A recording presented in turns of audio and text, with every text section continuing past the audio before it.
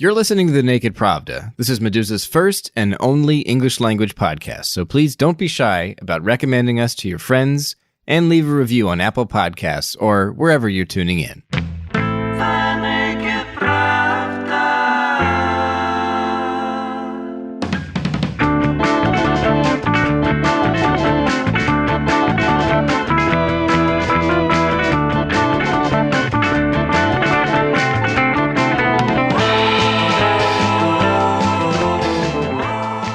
Welcome to The Naked Pravda. I'm your host, Kevin Rotrok, and this is a podcast from Medusa where I typically speak to a handful of experts or activists about an issue that's at the heart of recent reporting by Medusa's own newsroom.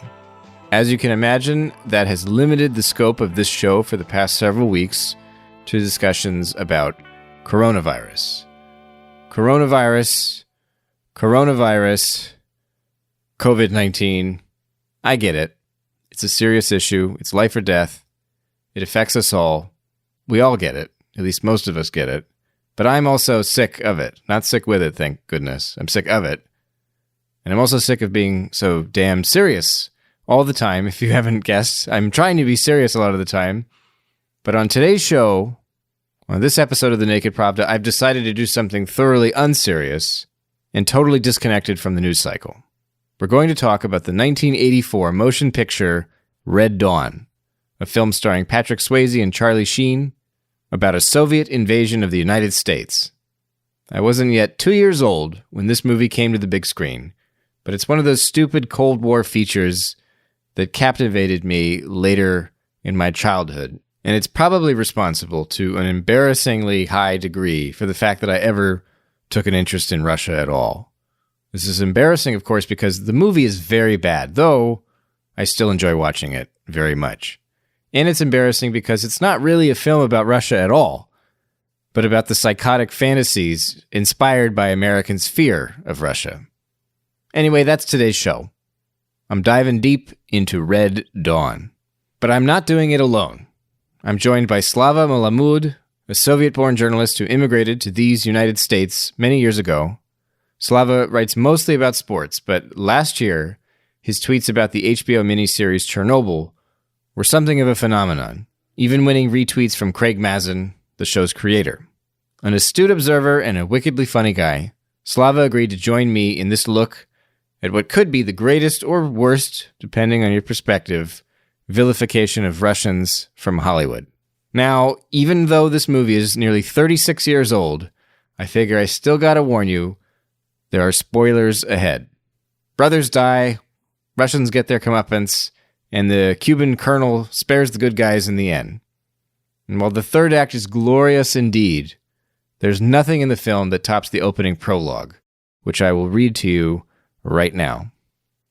Soviet Union suffers worst wheat harvest in 55 years. Labor and food riots in Poland.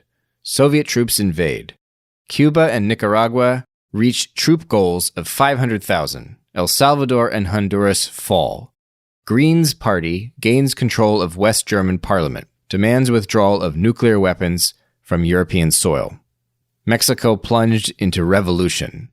NATO dissolves. United States stands alone.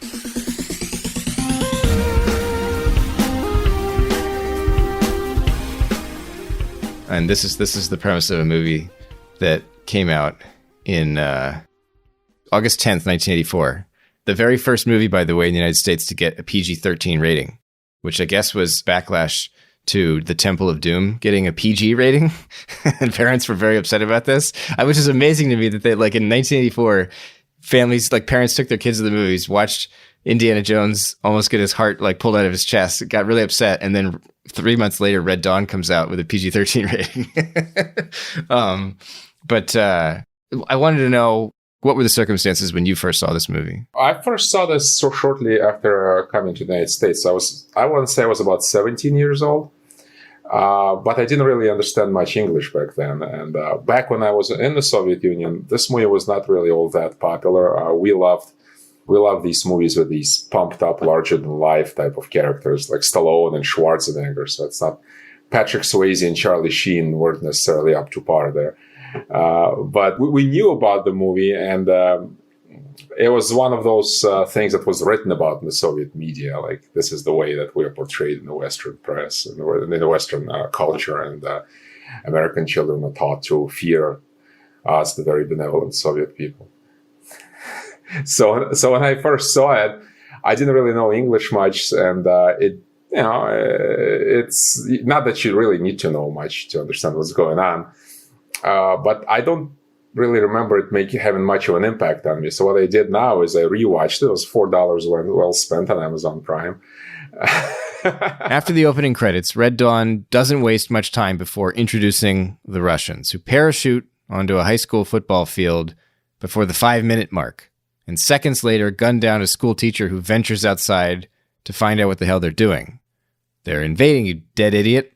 We spend the rest of the movie with a ragtag group of youngsters who hide from the invaders in the woods at first before transforming into a band of guerrilla fighters who raise hell and assert their Americanness against the occupying Soviet, Cuban, and Nicaraguan troops. Later on, we meet a downed Air Force pilot named Lieutenant Colonel Andy Tanner, who is played by an actor with an even manlier name, if you can believe it, Powers Booth, who died in 2017 after a long career in Hollywood. What we learn from Lieutenant Colonel Tanner is that Russian airborne units mounted a first attack against the U.S. disguised as commercial charter flights, coordinating with selective nuke strikes against U.S. missile silos and key points of communication like Omaha, Washington, and Kansas City. The Soviet rockets were a hell of a lot more accurate than we thought, he says. To the south, infiltrators came up illegal from Mexico, Tanner says, in a vision that seems pulled from Donald Trump's nightmares. These illegal aliens infiltrated strategic air command bases in the Midwest and opened up the door down here, meaning in the southern border, allowing the Cuban and Nicaraguan armies to roll in, where they were reinforced by 60 Russian divisions. The USSR also sent 3 army groups across the Bering Strait into Alaska, cut the pipeline, and came down across Canada to link up with their Latin allies. But Uncle Sam stopped their butt cold, says Tanner. I think Putin would probably pay some willing American movie maker to make something like this now, because that would play right into his hands. I mean, this is how they show us. You see, we're villains, we're horrible, we want to attack America. That would definitely feed into a lot of what Russians think about America now, and as the enemy. It's not your normal action movie ending, like the good guys win, the bad guys lose, the big baddie gets his comeuppance. And actually, in the very last scene, if you think about it, they never tell you how the war ended. Like, there is the American flag there, is fenced off, so the United States has probably persevered, but we don't know how it really ended. Did the US keep all of its territory? Did the Soviets, get to keep Alaska or something? We don't know. So it's kind of off the beaten track a little bit, and the bad guy is shown as a worthy adversary. And I think that a lot of Russians we like to be perceived as tough and strong and respectable more than we would like to be, perceived as cuddly and warm and humane. This is not how we view ourselves, but this is how we like to be perceived. But of course, the portrayal of the other Russian characters in the movie is just so caricaturistic. When it came to portraying Russians in Red Dawn, the film's director, John Miliusa, who made Conan the Barbarian and co-wrote Apocalypse Now with Francis Ford Coppola, he was pretty open about his bigoted views. A self-described Zen anarchist, gun nut, and apparently once avid surfer, Miliusa was supposedly the basis for John Goodman's character in The Big Lebowski, Walter Sobchak. In a short featurette added to Red Dawn's DVD release in the late 90s, Miliusa described the motivation behind a scene in the movie where one of the main antagonists, Cuban Colonel Ernesto Bella, decides not to shoot Swayze and Sheen, the 2 hero brothers, who at this point in the movie have been mortally wounded anyway. Of course he's going to let them go, because he's Latin. He's not Slavic, Miliusa explained. He's not as hard and cruel as Colonel Strelnikov.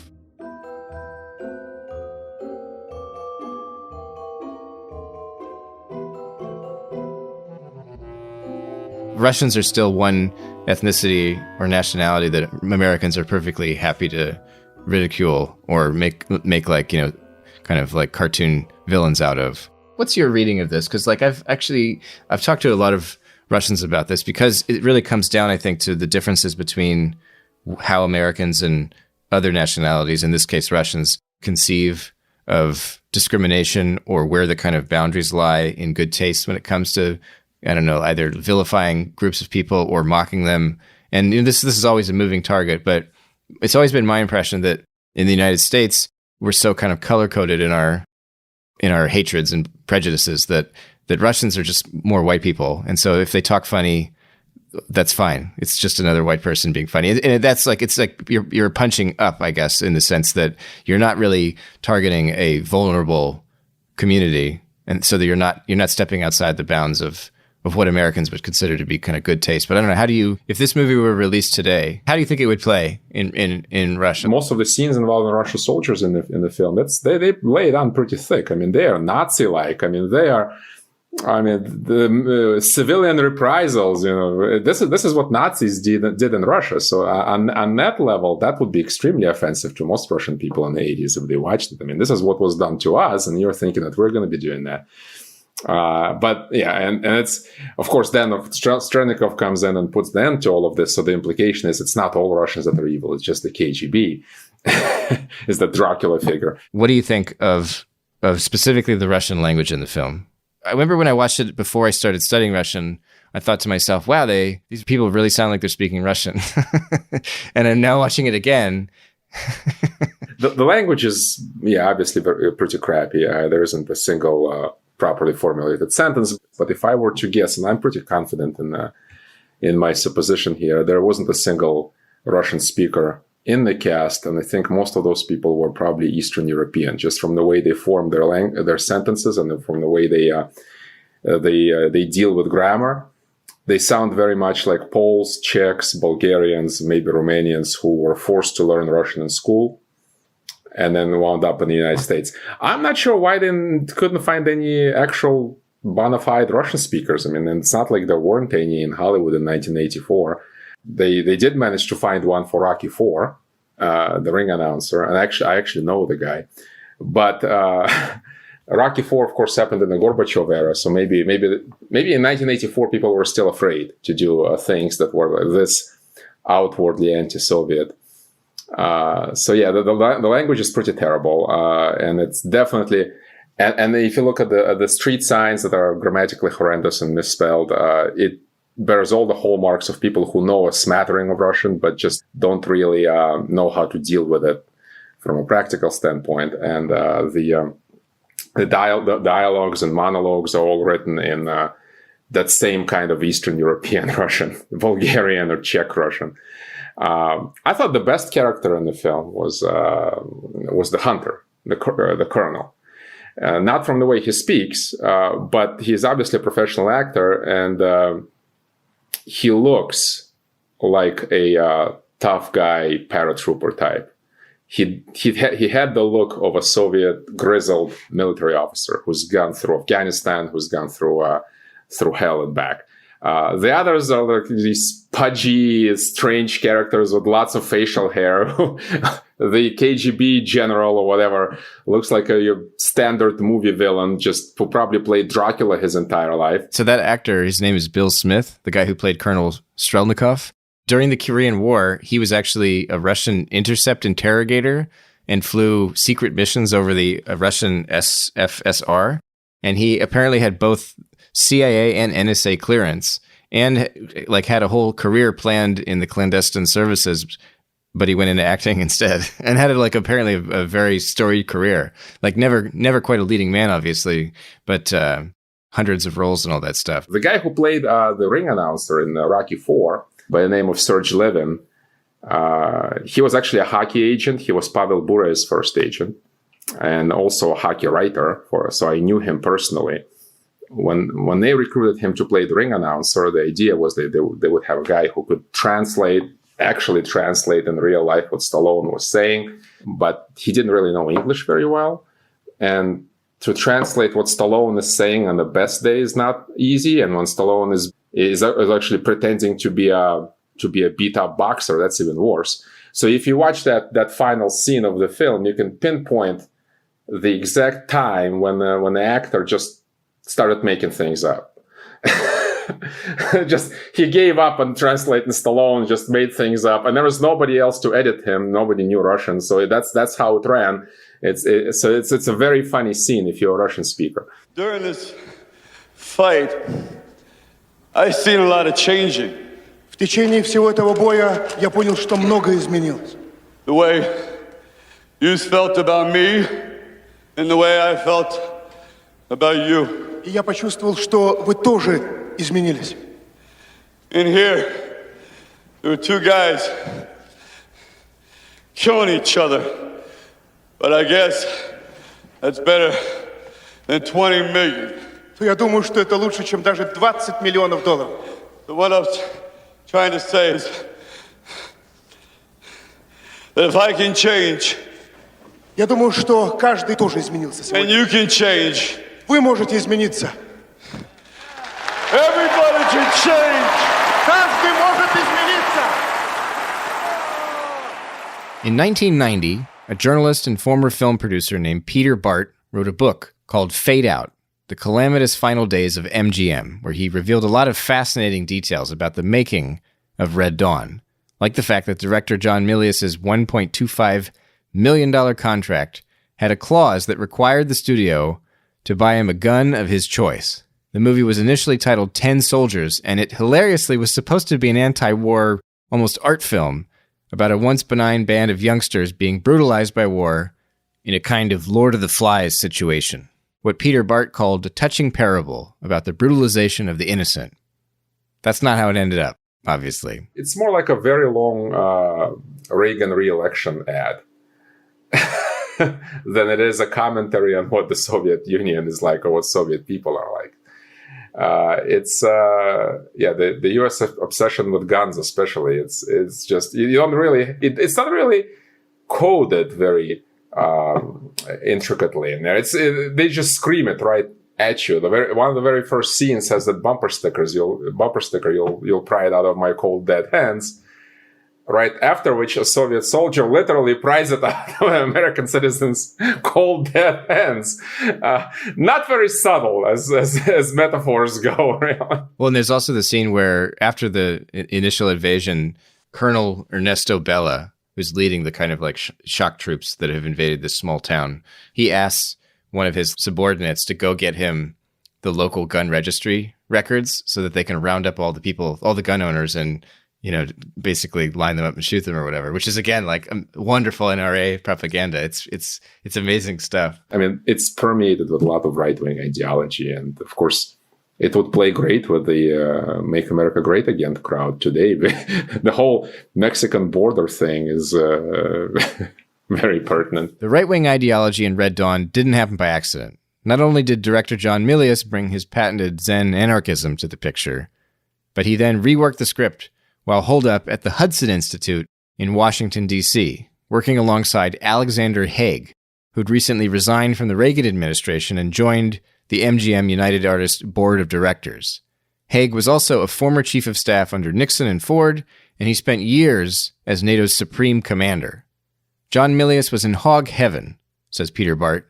Not only would he be directing a movie about the military, but he'd even have his own distinguished military advisor.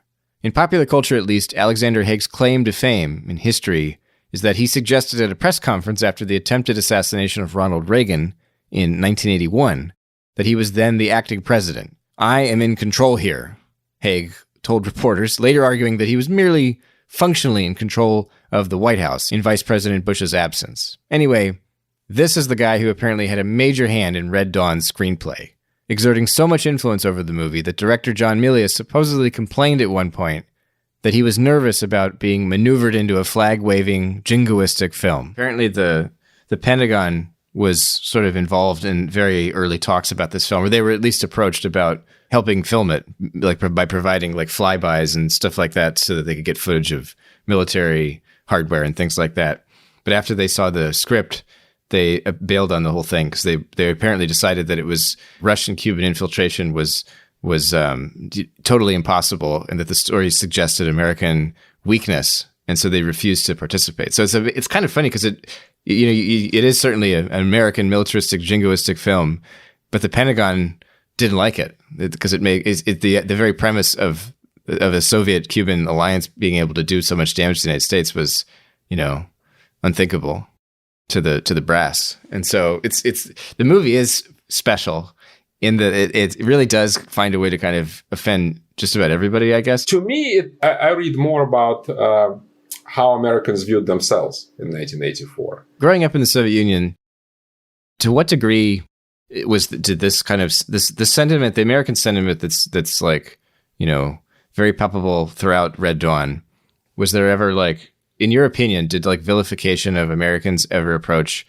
the sentiments that are on display in Red Dawn in any kind of like popular culture available in the Soviet Union? Yes and no. I mean, I think you have to consider the fact that the Soviet movie industry operated under a different set of constraints. We couldn't show a lot of outright gore and blood and gratuitous violence in the Soviet movies. So that's why the Soviet propaganda films that, dealt with armed conflict were not as graphic and not as poignant maybe in their depictions of evil, unless it was the Nazis. That's where anything went.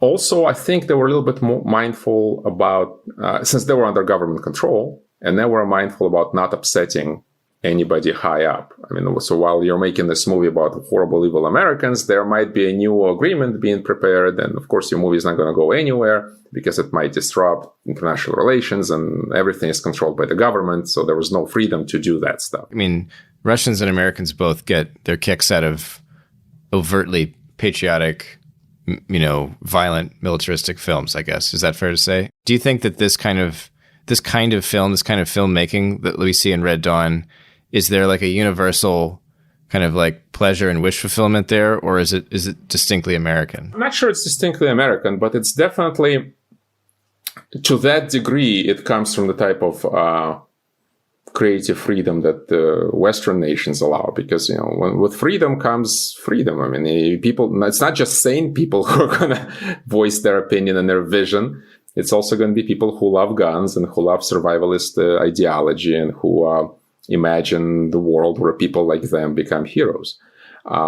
In the Soviet Union, there was a lot of films about the war, about the revolution, about the civil war. And all of them were made, most of them, not all of them, most of them were made with the slant of, portraying heroic sacrifice and patriotism, but not necessarily reveling in the gore and the blood and the death. And I think that we really discovered how much we loved that crap once we discovered illicitly made pirated copies of American blockbusters. The 1980s was really a golden age for Russian teenagers, myself including discovering how much we loved seeing Arnold Schwarzenegger, chainsawing people into bits. The only type of films we had these illegal, they called them video salons, which was basically some dude's basement. I mean, you went into some apartment building, into a basement room somewhere. You paid 1 ruble to a guy with tattooed fingers, and like 7 of you would sit around in a semicircle, and he would pop a VHS tape into a VCR, and you'd watch either Stallone or Schwarzenegger or Bruce Lee or something to that account. It's lots of post-apocalyptic stuff. The first American film I ever saw was The Running Man, which definitely revels in gratuitous violence and and snappy one-liners. Nobody beats Schwarzenegger for snappy one-liners.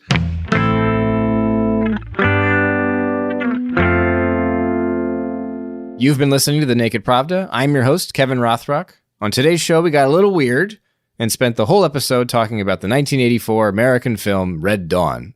My guest was journalist Slava Malamud, who brought the eagle eye he focused last year on HBO's Chernobyl miniseries to this Cold War Hollywood classic about a group of teenagers holding their own against the Soviet military. The Naked Pravda is a podcast from Medusa, our first English language show, and I hope you'll recommend us to your friends and leave a review on Apple Podcasts or wherever you're tuning in to help put this program in front of more people. Thank you for listening, and come back soon.